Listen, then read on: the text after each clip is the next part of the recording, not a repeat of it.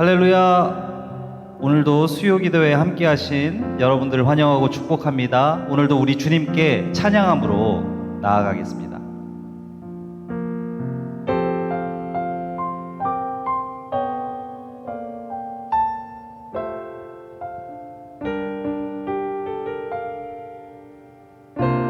완전하신 나의 주, 완전하신 나의 주, 의의 길로 날 인도하소서. 행하신 모든 일 주님의 영광 다 경배함니. 완전하신 나의 주, 완전하신 나의 주, 의의 길로 날 인도하소서. 행하신 모든 일 주님의 영광 다 경배합니다. 예배합니다. 예배합니다. 찬양합니다.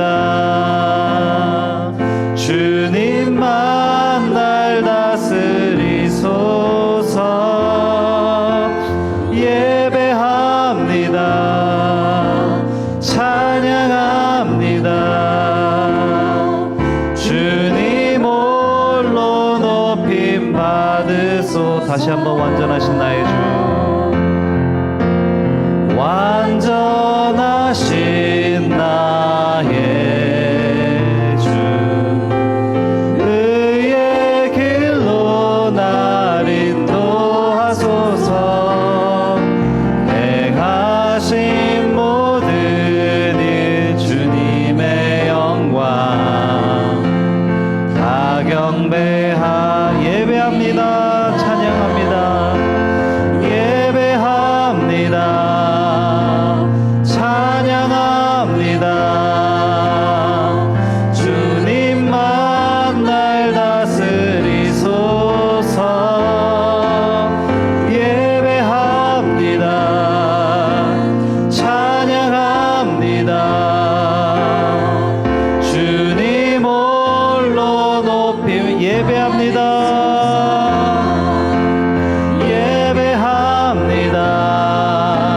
찬양합니다. 주님만 날 다스리소서. 예배합니다. 찬양합니다. 주님 홀로 높임 받으소서.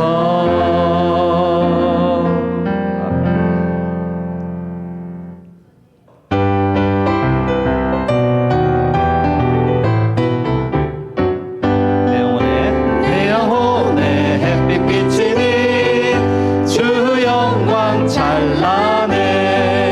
이 세상 어떤 빛보다 이 빛 더. 내 영혼에 노래 있으니, 내 영혼에 노래 있으니 주 찬양합니다. 주 귀를 기울이시사 다 듣고 주의 영광, 주의 영광 빛난 광채 내게 비춰주시옵소서.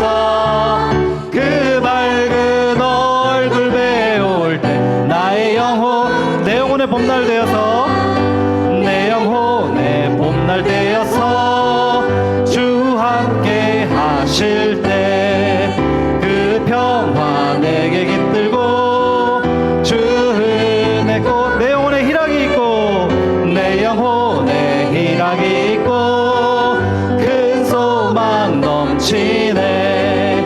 주 예수 복을 주시고 또 내려주신 주의 영광,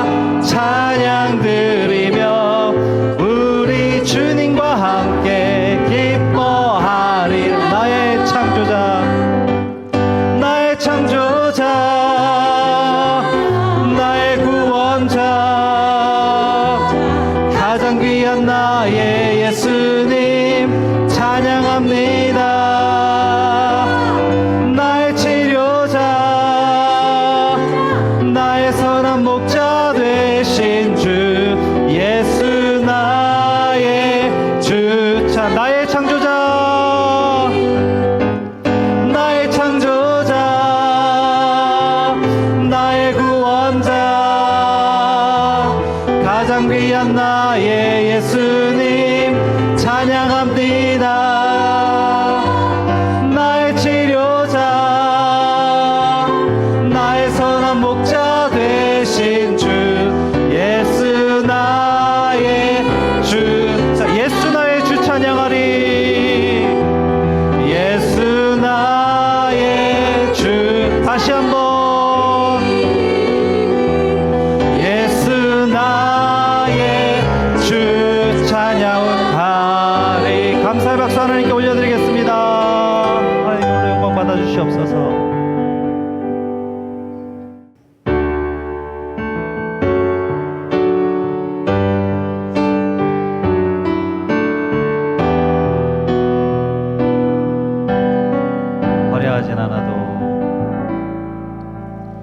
화려하지 않아도 정결하게 사는 삶, 가진 것이 적어도 감사하며 사는 삶, 내게 주신 작은 힘 나눠주며 사는 삶, 이것이 나의 삶의 행복이라. 눈물 날 일 많지만, 눈물 날 일 많지만 기도할 수 있는 것, 억울한 일 많으나 주를 위해 참는 것, 비록 짧은 작은 삶 주 뜻대로 사는 것, 이것이 나의 삶의 행복이라. 이것이 행복, 이것이 행복, 행복이라오. 세상은 알 수 없는 하나님 선물, 이것이 행복, 행복이라오. 하나님의 자녀로 살아가는 것, 이것이 행복이라오.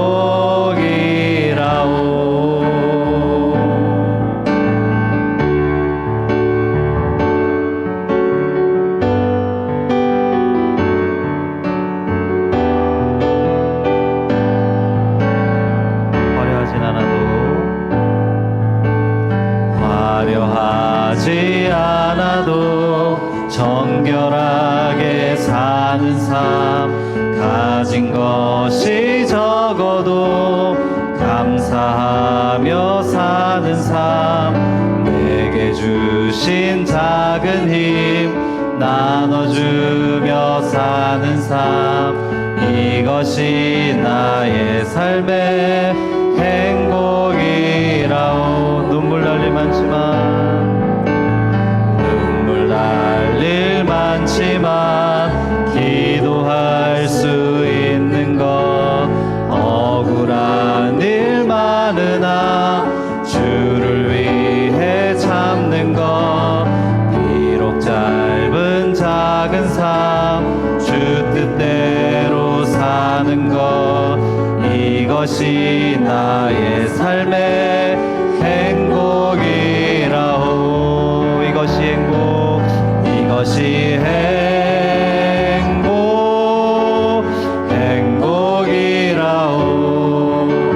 세상은 알 수 없는 하나님 선물, 이것이 행복, 행복이라오. 하나님의 자녀로 살아가는 것, 이것이 행복, 이것이 행복, 행복이라오. 이것이 행복, 행복이라오. 세상은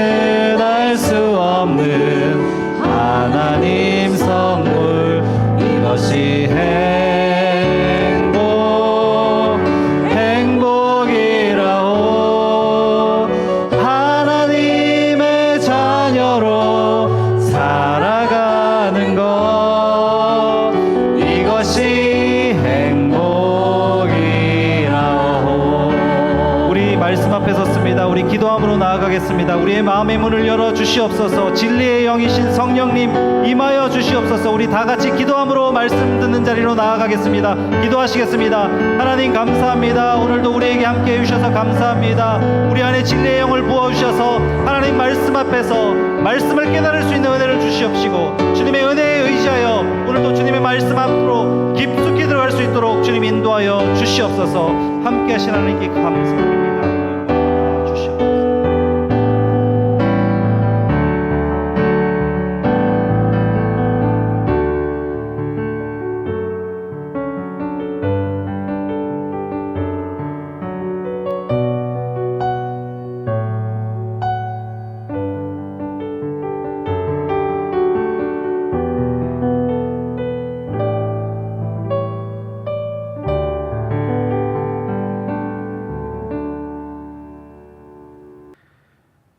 사랑의 하나님, 이 시간 주님께 나옵니다. 주님이 이끄시고 주님이 도우시는 귀한 은혜를 사모하여 주님 앞에 나옵니다. 우리의 마음과 우리의 삶을 주님이 인도해 주시기를 바랍니다. 특별히 민족의 명절인 설날입니다. 아침부터 분주하게 움직이며 소중한 사람들을 만납니다. 그 기쁨을 주님이 항상 함께 해 주셔서 복된 시간으로 소중한 기억으로 남을 수 있게 도와주시기를 바랍니다. 소중한 사람과 함께 할 수 없는 그러한 교인들도 있습니다. 바빠서 또 사정이 되지 못해서 만날 만한 사람이 없어서 이 시간을 홀로 주님께 나온 사람들을 주님이 긍휼히 여겨주시고 그들의 마음에도 하나님의 사랑과 위로가 넘쳐날 수 있도록 도와주시옵소서. 이 말씀과 함께 예배와 함께 주님께 나아갈 때 하나님의 은혜도 더불어 우리와 함께 할 수 있게 이끌어 주시옵소서. 모든 걸 주님께 맡기며 예수님의 이름으로 기도합니다. 아멘. 하나님의 말씀은 시편 71편 1절부터 20절까지의 말씀입니다. 시편 72편 1절부터 20절까지의 말씀입니다. 말씀을 함께 읽겠습니다. 하나님이여, 주의 판단력을 왕에게 주시고 주의 공의를 왕의 아들에게 주소서. 그가 주의 백성을 공의로 재판하며 주의 가난한 자를 정의로 재판하리니 의로 말미암아 산들이 백성에게 평강을 주며 작은 산들도 그리하리로다. 그가 가난한 백성의 억울함을 풀어주며 궁핍한 자의 자손을 구원하며 압박하는 자를 꺾으리로다. 그들이 해가 있을 동안에도 주를 두려워하며 달이 있을 동안에도 대대로 그리하리로다. 그는 벤풀 위에 내리는 비같이 땅을 적시는 소낙비같이 내리리니 그의 날에 의인이 흥왕하여 평강의 풍성함이 달이 다할 때까지 이르리로다. 그가 바다에서부터 바다까지와 강에서부터 땅끝까지 다스리리니 광야에 사는 자는 그 앞에 굽히며 그의 원수들은 티끌을 핫을 것이며 다시스와 섬의 왕들이 조공을 바치며 스바와 시바 왕들이 예물을 드리리로다. 모든 왕이 그의 앞에 부복하며 모든 민족이 다 그를 섬기리로다. 그는 궁핍한 자가 부르짖을 때에 건지며 도움이 없는 가난한 자도 건지며 그는 가난한 자와 궁핍한 자를 불쌍히 여기며 궁핍한 자의 생명을 구원하며 그들의 생명을 압박과 강포에서 구원하리니 그들의 피가 그의 눈앞에서 존귀히 여김을 받으리로다. 그들이 생존하여 스바의 금을 그에게 드리며 사람들이 그를 위하여 항상 기도하고 종일 찬송하리로다.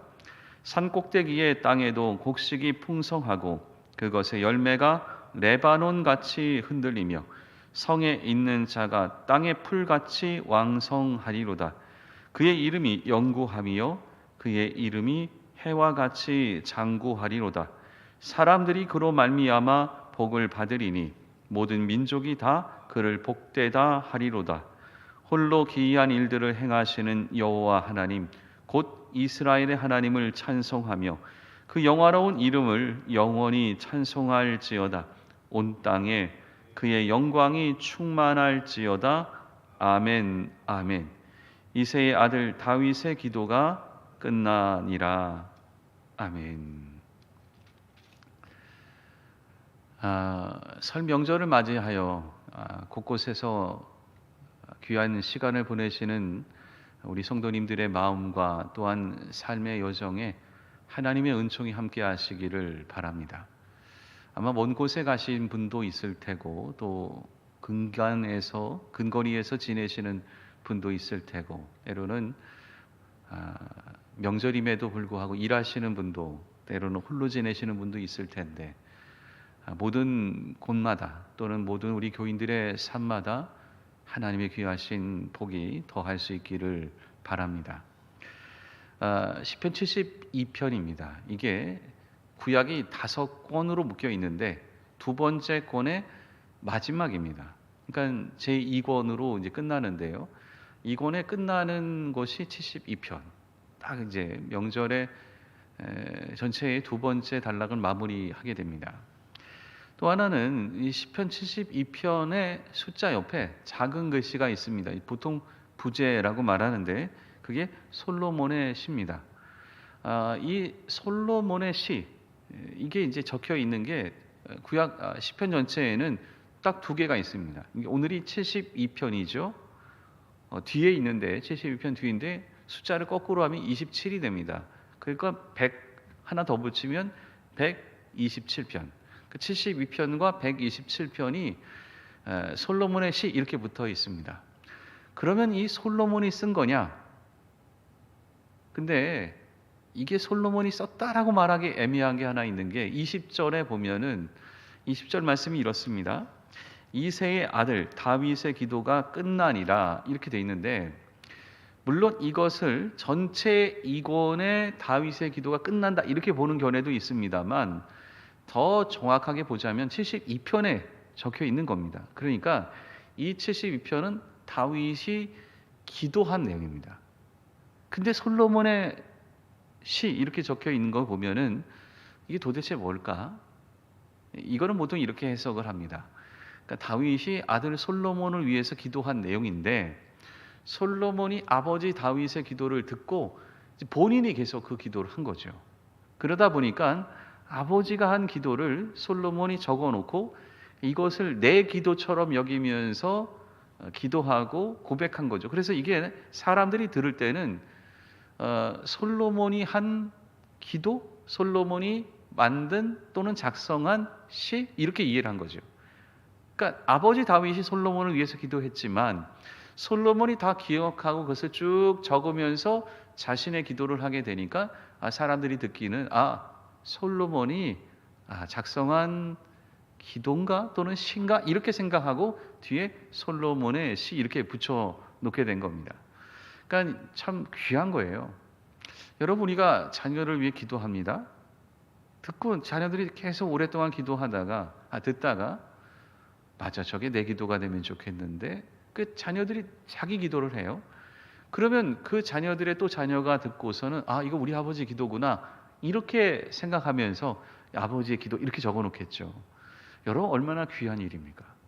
아버지 다윗이 아들 솔로몬을 위해 기도해요. 근데 그 솔로몬이 너무 좋아서 맞아 이거 내가 기도해야지 기도하는 그 내용을 후대가 듣고 와 우리 솔로몬 그 왕이 너무 멋지게 기도했는데 그러면서 그렇게 높이 또는 귀하게 여기신다면 그건 기도의 대가 이어지는 건데 정말 귀한 일이죠. 정말 저는 여러분들의 신앙의 대에 신앙의 가문에 정말 이런 일이 일어나기를 바랍니다.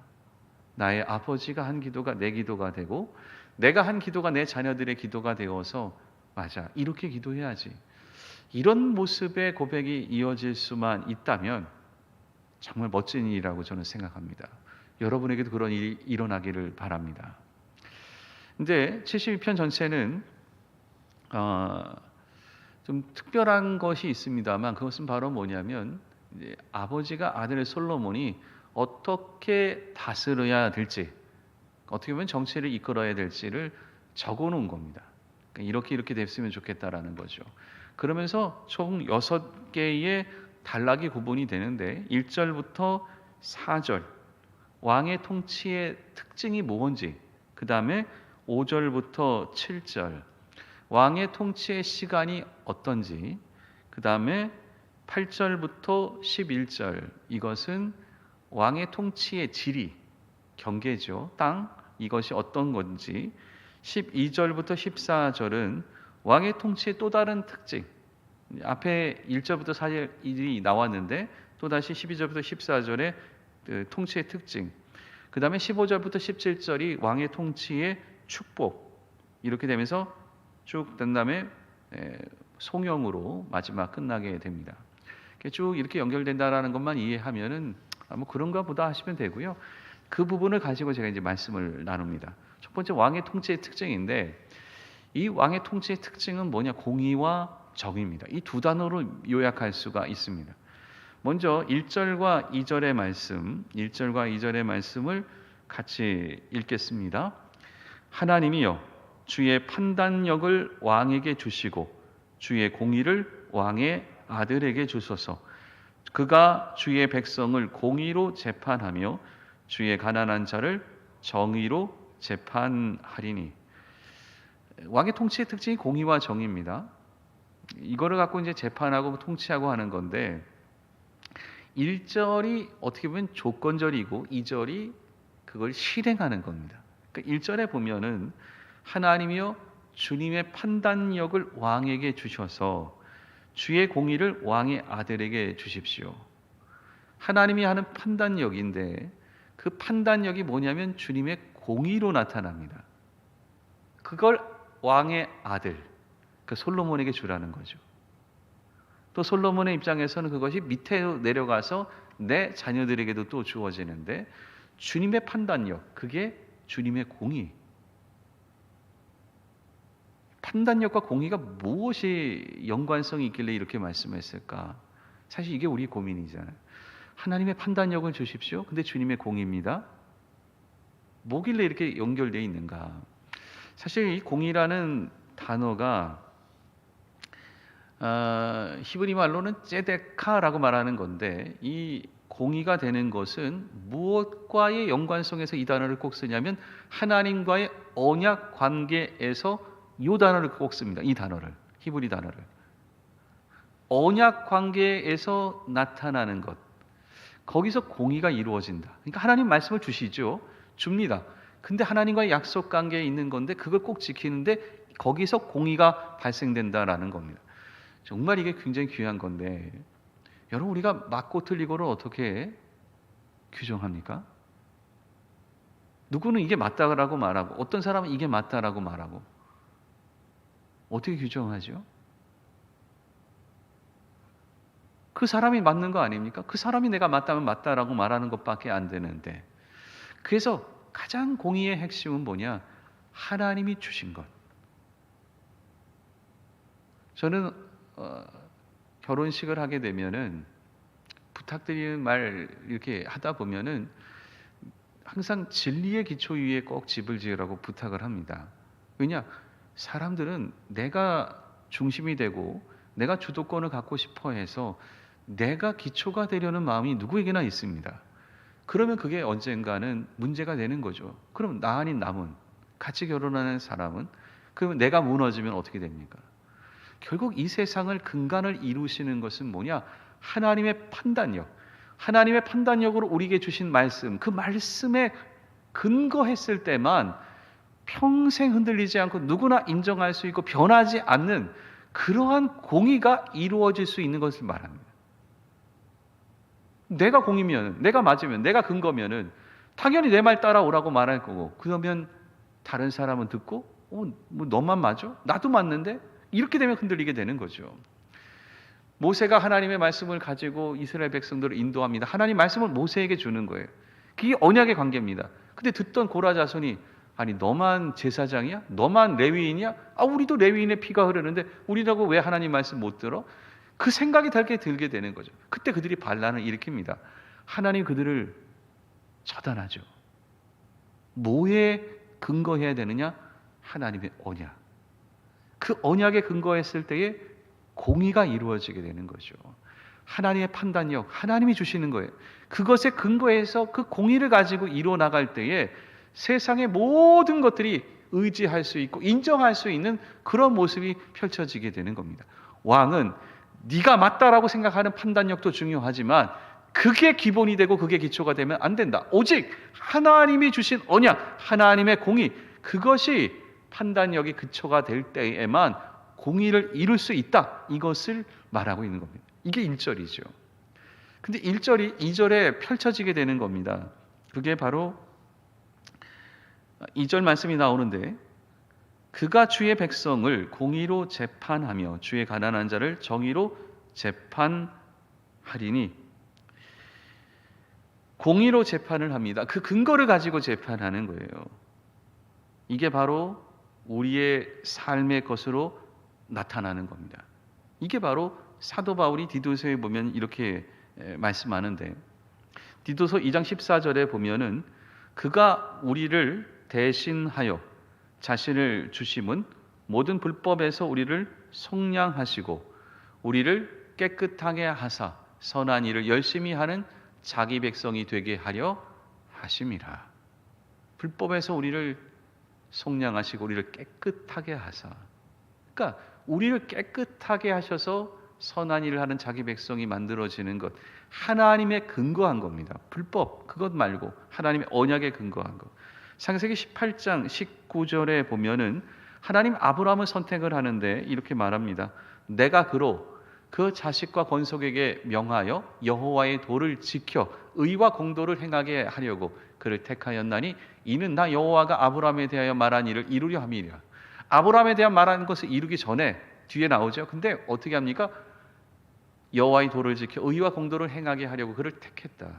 그를 택한 것 중에는 뭐냐? 하나님의 공의, 하나님과 관계한 것을 이루게 하려고 너를 택해서 그것을 이루면은, 택한 너가 그 앞에 것을, 언약의 관계를 다 이루면 하나님의 일을 이루어 준다라는 거죠. 공의를 이렇게 하는 거예요. 공의를. 여러분, 하나님의 판단력을 우리에게 주십시오. 이것은 내 삶의 근거가 하나님이 되게 해주십시오가 똑같은 거예요. 우리가 어떤 일을 이루어갈 때 하나님의 근거한 것을, 공의를 이루려고 하십시오. 그럼 거기에서 하나님의 일이 나타나게 되고 모든 것들이 이루어지게 되는 겁니다. 또 하나의 것이 뒤에 2절 뒷부분에 있죠. 가난한 자를 정의로 재판한다. 이것은 히브리어로 미시파트인데, 물론 사법적 정의가 이루어지는 것을 말합니다. 근데 여기 가난한 자에게 왜 이 말을 하느냐? 가난한 자에게도 사법적인 정의가 꼭 이루어져야 되는 것을 말합니다. 그러니까 앞에 있는 공의는 큰 틀에 해당되는 거고, 구체적인 것까지 들어가서는 또 정의가 이루어져야 되는 것을 말합니다. 하나님과 언약적 관계, 하나님이 내 삶의 밑바탕에 되셔서 모든 걸 이끌어가고, 심지어 가난한 자에게 마저도 그런 정의가, 하나님의 말씀하신 공의의 전체적인 것들이 가난한 자에게도 이루어지기를 바라는 거죠. 사실 구약은 힘 있는 자들의 세상입니다. 왜냐? 평등하지 않았기 때문에. 그래서 우리가 성경에 말하는 동해 보복법, 그러니까 눈에는 눈, 이에는 이, 똑같은 해를 받은 것대로 똑같이 해를 입혀라라는 것은, 이게 어떻게 보면 좀 잔인한 느낌이 이 세상은 들지만, 당시는 힘 있고 권력 있는 사람은 적게 벌을 받았고 힘이 없고 약한 사람은 많은 벌을 받게 되니까, 그게 어딨냐? 다 똑같아. 힘 있든 힘 없든 똑같이 벌하는 거야. 그것이 이제 정의처럼 여겨지게 돼서 법이 되어지는 거죠. 사법적 정의가 가장 가난하고 힘 없는 자에게도 똑같은 법이 적용되는 것을 왕이 해야 된다라는 것을 말하는 거죠. 왜요? 공의가 거기 있으니까. 하나님의 판단력이 그걸 구체화된 사법적 정의까지 이르게 될 때에 그러한 세상을 왕은 만들어 가야 된다 이렇게 말을 합니다. 만약 그게 안 되면 어떻게 되겠습니까? 속상한 거죠. 이게 바로 4절 말씀에 나옵니다. 4절에 보면은 그가 가난한 백성의 억울함을 풀어주며 궁핍한 자의 자손을 구원하며 압박하는 자를 꺾으리로다. 가난한 백성의 억울함을 풀어줍니다. 나는 힘없어서 보호받지 못한다? 이건 안 된다라는. 가난한 자의 억울함을 풀어주고 궁핍한 자의 자손을 살아갈 수 있게끔 구원해주고, 그리고 오히려 힘이 있다고 압박하는 사람은 꺾어서 하나님의 정의가 이 땅 가운데 실현될 것을 말을 합니다. 이렇게 정의가 실현되는 사회를 3절에 이렇게 말합니다. 의로 말미암아 산들이 백성에게 평강을 주며 작은 산들도 그리하리로다. 그런 의가 이루어지면 산들이 백성에게 평강을 주고 작은 산들도 그러하고, 이건 뭐냐? 살만한 세상. 여기서 말하는 평강은 풍성한 수확을 말합니다. 사회가 안정이 되면 소득이 많아지고 소출이 많아지고 살만한 모습으로 경제가 나아질 것을 말하는 거죠. 여러분, 다스림이 흔들리거나 또 나라의 정치가 무너지거나 또는 교회에 이끌어가는 모습이 무너지면 시끄럽게 되고, 오히려 그것이 삶의 소득과 소출로 연결되는 거예요. 그리고 아주 굉장히 간단한 내용인데 굉장히 크잖아요. 맨 먼저 하나님의 판단력부터 얘기합니다. 그게 공의로. 하나님의 말씀이 우리 언약 가운데 그대로 이루어질 때에 그것이 기초가 되면 흔들리지 않는 근간이 돼서 모든 걸 풀어갑니다. 그래서 사법적 정의가 이루어져야 되는데 가장 어려운 사람까지 억울함이 없게끔 살아가다 보면 그런 평화로운 세상은 소득과 소출이 많아지는 세상으로 이끌어갈 수 있다. 이게 바로 왕의 통치의 모습을 얘기하는 거죠. 그 다음에 내용이 또 그 왕의 나라의 기간을 말합니다. 그것은 영원한 기간을 말하는데, 이게 사무엘하 7장 12절과 13절에 나옵니다. 내 수완이 차서 내 조상들과 함께 누울 때에 내가 내 몸에 내 씨를 내 뒤에 세워 그의 나라를 견고하게 하리라.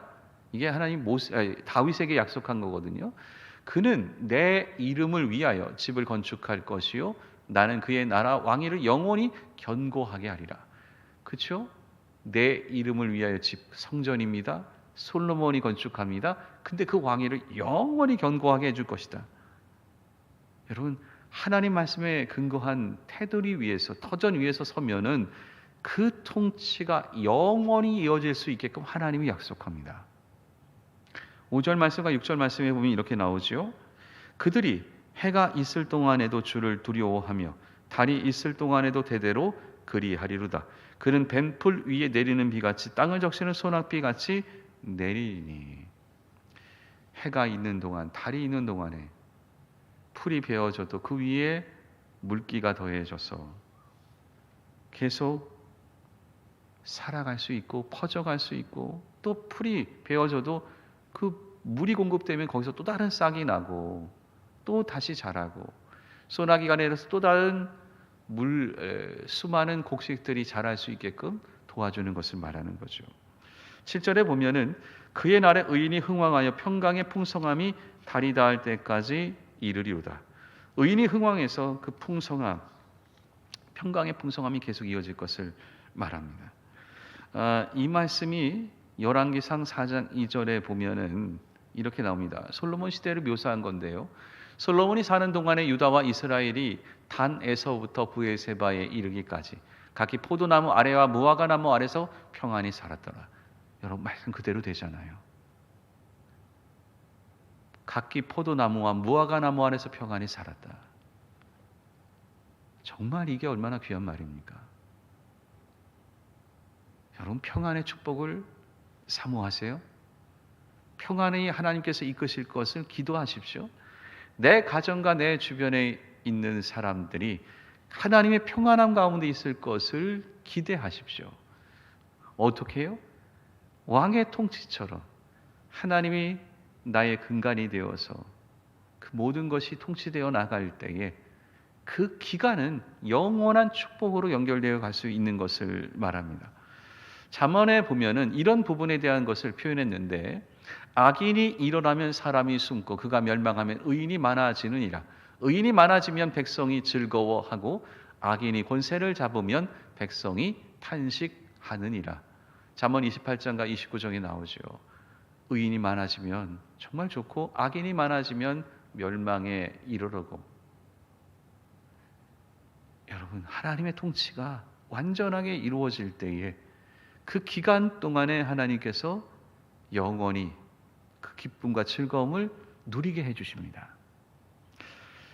그 다음에가 영역이죠. 그 나라의 영역, 그 지경 땅인데, 사실은 궁극적으로 이 부분은 구약에서부터 계속 이야기해서 요한계시록까지 이루어집니다. 하나님의 나라가 이 땅 전체를 다 가른 거죠. 이 땅 모든 땅이 하나님의 나라가 되는 것. 그래서 요한계시록 11장 15절 말씀에 보면 일곱째 천사가 나팔을 불매 하늘에서 큰 음성이 나서 이르되 세상 나라가 우리 주와 그의 그리스도의 나라가 되어 그가 세세토록 왕노릇 하시리로다.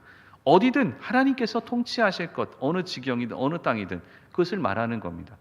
9절부터 11절까지의 말씀에 보면은 광야에 사는 자는 그 앞에 굽히며 그의 원수들은 티끌을 핥을 것이며 다시스와 섬의 왕들이 조공을 바치며 스바와 시바 왕들이 예물을 드리려로다. 모든 왕이 그의 앞에 부복하며 모든 민족이 다 그를 섬기리로다.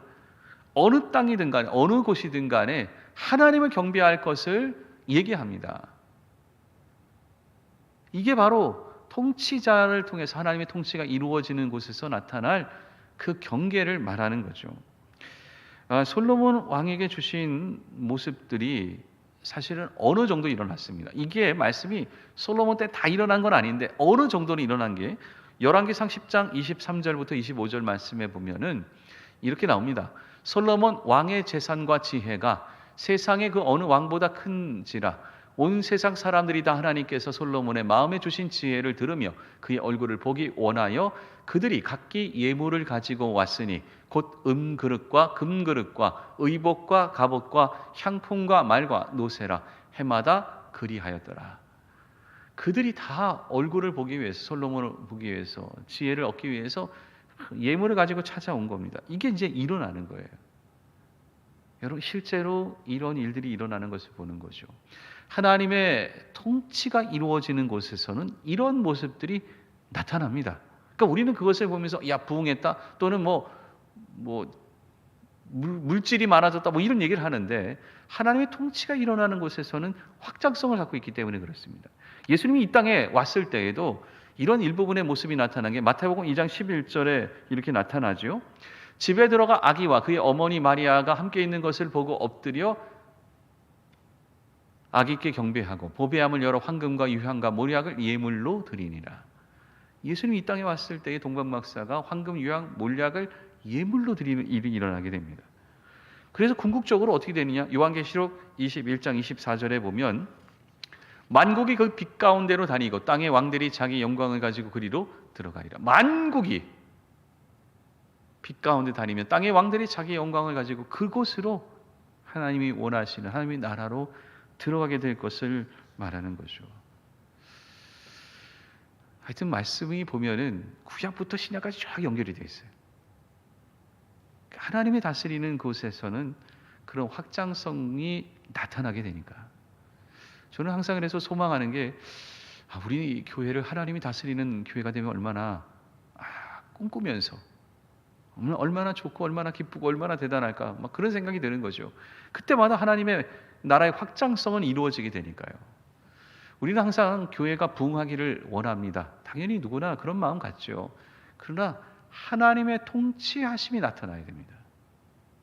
이게 나타날 때 확장성을 갖게 되니까.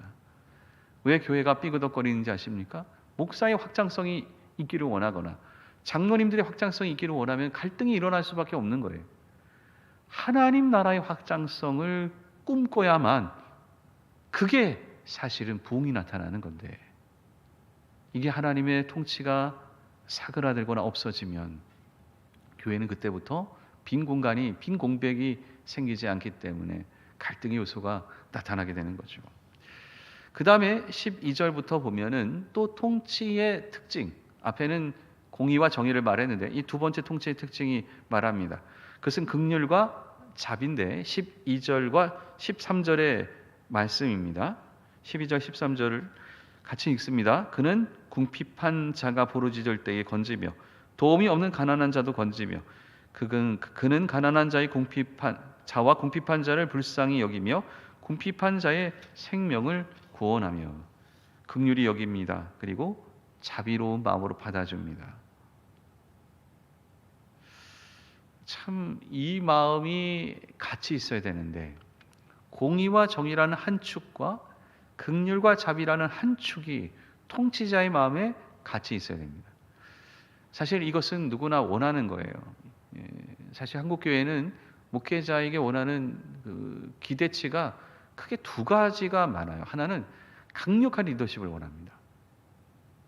우리나라의 리더십 자체가 이 유교적인 모습이 있어서 굉장히 강력하게 흔들리지 않고 나아가는 걸 원하죠. 그러나 또 하나의 리더십이 뭐냐? 사랑입니다. 굉장히 사랑스럽게 받아주기를 원해요. 근데 이 두 개는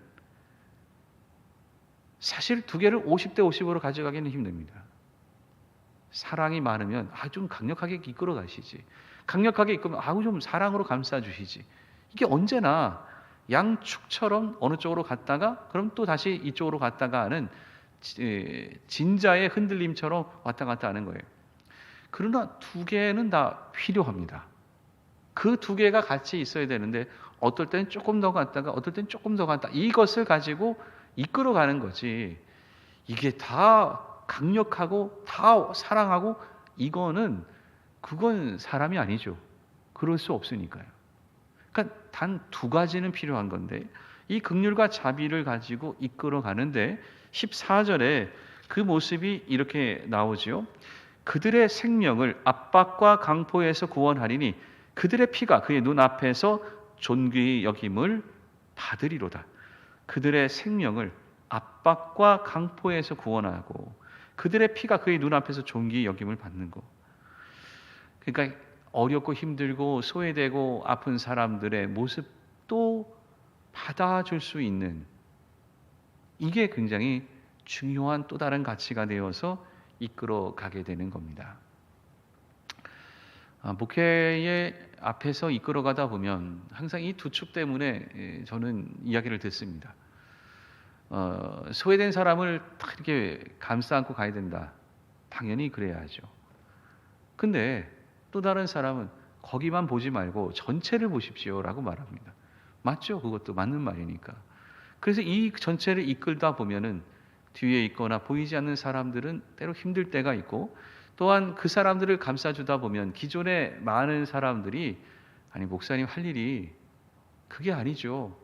그거는 다양한 사람들을 감싸는 사람들을 만드셔서 그들을 돌봐야죠. 그래서 이 앞을 가게끔 얘기하는 겁니다. 여러분 만만치 않아요. 왜냐? 누구나 지도자를 보기 때문에 그렇습니다. 지도자는 전체를 이끌어 가야 되는 게 맞고요. 또 소외된 사람을 생각하는 것도 맞습니다. 어떻게 만들어 가느냐는 각자 생각이 다 다릅니다. 그러나 중요한 것은 뭐냐? 그렇다 해도 지도자든 또 앞에 이끌어가는 사람은 두 마음이 같이 있어야 되는 거죠. 여러분 이것은 꼭 목사에게만 해당되는 게 아닙니다.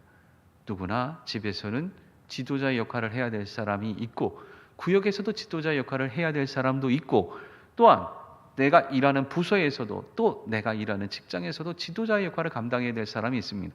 그때는 이 두 개가 다 필요해요. 다 필요한 거죠. 제가 누누이 말씀드리지만 교인들이 지적하는 사항들 중에 틀린 말은 제가 들어본 적이 별로 없습니다. 다 맞는 얘기를 해요. 근데 그것을 어떻게 가느냐. 이거는 100명이 얘기하면 다 100가지의 방법이 나올 겁니다. 그렇게 풀어가는 겁니다. 그러나 두 개의 축은 잊지 마십시오. 공의와 정의, 긍휼과 자비 이렇게 되는 거죠. 이때 복된 나라를 만들어 가는데 그 통치가 얼만큼 될까?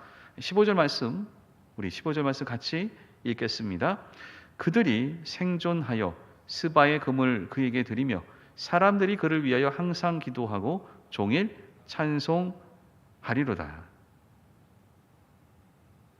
그를 향해서 항상 기도하고 종일 찬송하고. 참 귀한 모습이에요. 정말 좋은 나라는 지도자만 애쓰는 게 아닙니다. 지도자가 고생할 때 다른 사람들이 그를 기도해 주고 그에게 격려를 주는 거죠. 지도자는 그래서 백성을 더 공의와 정의로 이끌어가면서 자비와 긍휼로 품어주는 거. 그런 백성들은 이것만 하시지 저것만 하시지 이런 게 아니라 그런 모습을 바라보면서 얼마나 힘드실까 하면서 기도해주고 그를 격려해주고, 이러한 모습이 상호간에 있을 때에 좋은 나라, 좋은 공동체, 좋은 교회, 좋은 모습의 사회를 만들어가게 되는 겁니다. 이렇게 선순환 적용이 일어나는 거죠. 그러면서 16절과 17절에 보면은 우리 같이 말씀 읽겠습니다. 산 꼭대기의 땅에도 곡식이 풍성하고 그것의 열매가 레바논같이 흔들리며 성에 있는 자가 땅의 풀같이 왕성하리로다. 그의 이름이 영구함이요 그의 이름이 해와 같이 장구하리로다. 사람들이 그로 말미암아 복을 받으리니 모든 민족이 다 그를 복되다 하리로다. 우리 한 번만 더 읽을게요. 16절 17절. 산 꼭대기의 땅에도 곡식이 풍성하고 그것의 열매가 레바논같이 흔들리며 성에 있는 자가 땅의 풀같이 왕성하리로다. 그의 이름이 영구함이며 그의 이름이 해와 같이 장구하리로다. 사람들이 그로 말미암아 복을 받으리니 모든 민족이 다 그를 복되다 하리로다. 산 꼭대기에 있어도 정말 풍성한 열매를 맺게 되는 거죠. 정말 그 열매가 지금 우리가 레바논 얘기하는데 정말 좋은 땅입니다.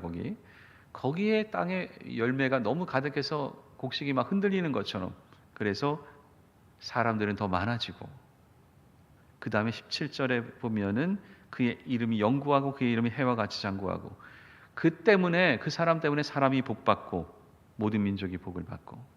제가 17절 말씀을 참 좋아하는데, 이 17절 말씀에 여러분의 자녀를 이름을 넣고 한번 불러보십시오. 기가 막힙니다.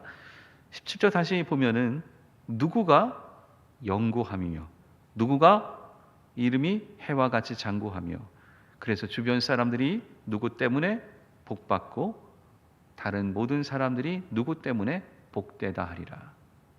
여러분 자녀의 이름을 넣고 바꿔보세요. 기가 막힌 이름이 됩니다. 시편 72편이 멋있는 것은 통치자를 통해서 이루어지는 일들을 말하지만, 근데 그게 우리의 자녀가 되면은 너무 귀한 축복의 말씀이 됩니다. 그러니까 다윗이 솔로몬을 향해서 축복의 기도를 한 것이, 솔로몬이 듣고 너무 좋으니까 아버지 기도는 맞습니다만 저도 그렇게 되기를 원합니다 기도하면서 이렇게 말한 거죠. 여러분 이런 언약이 성취되는 모습이 이런 모습인데, 이게 창세기 12장 1절부터 3절까지에 나옵니다. 여호와께서 아브라함에게 이르시되 너는 너의 고향과 친척과 아버지 집을 떠나 내가 내게 보여줄 땅으로 가라. 내가 너로 큰 민족을 이루고 내게 복을 주어 내 이름을 창대하게 하리니 너는 복이 될지라. 너를 축복하는 자에게는 내가 복을 내리고 너를 저주하는 자에게는 내가 저주하리니 땅의 모든 족속이 너로 말미암아 복을 얻을 것이라 하신지라. 이 말씀이 이 시편 72편 17절에 그대로 이루어지잖아요. 하나님의 언약의 축복이 아브라함을 선택합니다. 그대로 언약이 그대로 너 통해서 이루어질 것이다. 말씀 우리가 앞부분에 나누었죠. 근데 그 부분의 말씀이 17절에 그대로 나타납니다. 여러분 하나님의 언약을 가지고 살아가서 이루어지는 사람에게 주시는 축복이 17절 말씀인 거예요. 그러니까 여러분 이것을 가지고 축복하십시오. 여러분의 자녀를 축복하십시오. 주변에 있는 사람을 축복하십시오. 또한 여러분의 목사님을 위해 축복하십시오. 이 말씀대로 되게 해달라고. 이 축복의 말씀이 하나님의 언약을 지켜가는 곳에서 이루어지게 되는 내용인 거죠. 그래서 17절 말씀 뒤에 18절과 19절에 우리 같이 한번 또 읽어볼까요? 이렇습니다. 홀로 기이한 일들을 행하시는 여호와 하나님 곧 이스라엘의 하나님을 찬송하며 그 영화로운 이름을 영원히 찬송할지어다. 온 땅에 그의 영광이 충만할지어다. 아멘, 아멘. 하나님의 언약의 하나님, 그 언약을 주신 하나님을 찬양하는 거예요. 왜냐? 그 찬양하면서 그 언약이 이루어질 것을 바라니까. 그러면 17절이 또 되니까. 그래서 20절까지 해서 이렇게 끝납니다. 시편 72편을 보면은 이 말씀 그대로 이루어지느냐? 아닙니다. 앞서서 말씀드렸지만 솔로몬 때 일부가 이루어집니다. 그럼 언제 이 말씀이 이루어지느냐? 그리스도를 통해서 이루어집니다. 그리스도를 통해서 우리가 하나님의 공의와 정의가 이루어지고 그리스도를 통해서 긍휼과 자비가 십자가를 통해서 구원의 역사로 나타나게 되면 그 이름을 믿는 모든 사람이 이 축복을 받게 되는 거죠. 이사야 52장 7절 말씀에 보면은 이렇죠. 좋은 소식을 전하며 평화를 공포하며 복된 소식을 가져오며 구원을 공포하며 시온을 향하여 이르기를 내 하나님이 통치하신다 하는 자의 산을 넘는 발이 어찌 그리 아름다운가. 내 하나님이 통치하신다. 그렇죠? 좋은 소식, 복된 소식, 평화를 가져오는 사람 예수님. 하나님이 통치하신다. 예수님. 예수 그리스도를 통해서 이 모든 것들이 이루어지게 되는 겁니다. 사실 이 말씀을 다 읽다 보면 그런 생각이 듭니다. 이런 통치가 과연 이 땅 가운데 이루어질까? 아마 안 되겠죠. 그런 면에서 우리는 항상 이 지도자의 자리에 올라갈 때마다 조심해야 됩니다. 내가 정말 그렇게 하고 있는가? 공의와 정의가 이루어지고 있는가? 또한 긍휼과 자비가 함께 나타나는가? 저는 참 많은 분들을 봅니다. 정치하신 분들도 봤고 또 교회에서 중요한 역할을 하는 분들도 또 목사님들과 장로님들이 특별히 결정권이 있으니까 굉장히 중요한 역할을 하죠. 그러나 이 두 사이에서 한쪽으로 많이 치우치는 것을 볼 때마다 두 개 다 갖고 있어야 되는데, 그래서 언약이 이루어져야 되는데, 이것을 우리가 항상 고민하면서 해야죠. 정치를 하시든 뭐를 하든 이끌어가는 사람은 그렇게 됩니다. 그때마다 하나 더 우리가 간구해야 될 것은 하나님이 직접 통치해 주십시오. 하나님의 나라가 이 땅 가운데 임하기를 원하셨던 예수님의 기도처럼 이것을 우리가 간구할 때에 하나님께서 이 모든 것을 우리를 통해서 베풀어 주실 것입니다. 오늘 설입니다. 우리 가족을 향해서도 똑같은 기도를 해 주십시오. 우리 가족 가운데 하나님의 통치가 우리 가운데 있기를 기도하십시오. 또한 이 설명절 귀한 날 하나님의 통치하심이 여러분의 가정, 자녀 손손 이어져서 주님의 축복의 가정이 그대로 이루어지기를 간절히 바랍니다. 제가 기도하겠습니다. 사랑의 하나님, 감사합니다. 주님의 통치가 이루어지는 그 귀한 모습이 우리 가운데 있기를 원합니다. 다윗이 아들 솔로몬을 축복하며 기도했던 것이 너무 좋아서 솔로몬이 마치 내 기도처럼 기도했던 이 모든 모습들이 우리의 믿음의 가문과 가정을 통해서 나타날 수 있기를 원합니다. 하나님, 이끌어가는 사람에게 주님의 공의와 정의가, 긍휼과 자비가 가득할 수 있기를 원합니다. 그래서 그 통치를 통해서 이루어지는 하나님의 축복이 우리 삶에 그대로 이루어지기를 원합니다. 특별히 우리 자녀를 축복합니다. 17절의 말씀에 나왔던 것처럼 내 자녀의 이름이 영구하고 내 자녀의 이름이 해같이 장구하여 사람들이 내 자녀로 말미암아 복을 받게 해 주시고 모든 민족이 내 자녀들을 통해서 복되다 할 수 있는 이 귀한 모습이 나타날 수 있기를 원합니다.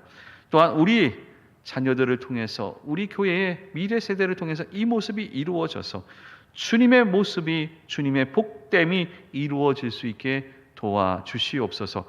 모든 것 감사하며 예수님의 이름으로 기도합니다. 아멘. 다 함께 일어나셔서 우리 같이 충만 찬양하겠습니다.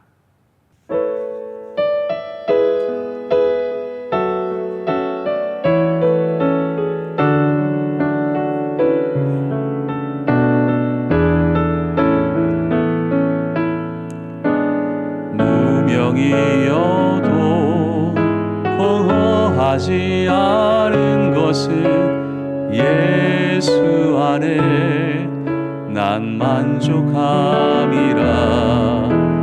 가난하여도 부족하지 않은 것을 예수 안에 오직 나는 부요함이라. 고난 중에도 견뎌낼 수 있는 것을 주의 계획 믿기 때문이라. 실패하여도 일어설 수 있는 것을 예수 안에 오직 나는 승리함이라. 나 예수로 충만하네. 난 예수로 충만하네. 난 예수로 충만하네. 영원한 화 내 안에 살아계시네. 난 예수로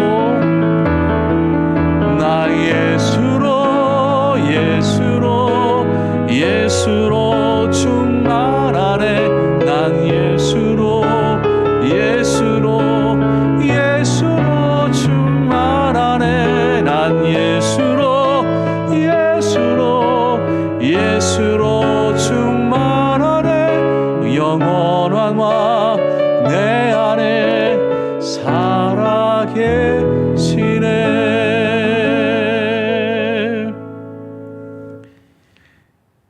이제는 우리 주 예수 그리스도의 은혜와 하나님 아버지의 그 크신 사랑하심과 성령의 교통하심이 머리 숙인 하나님의 귀한 백성들 머리 위에, 그들의 가정과 산업 위에, 이 나라와 교회의 미래 위에 영원히 함께하옵시기를 간절히 축원하옵나이다. 아멘.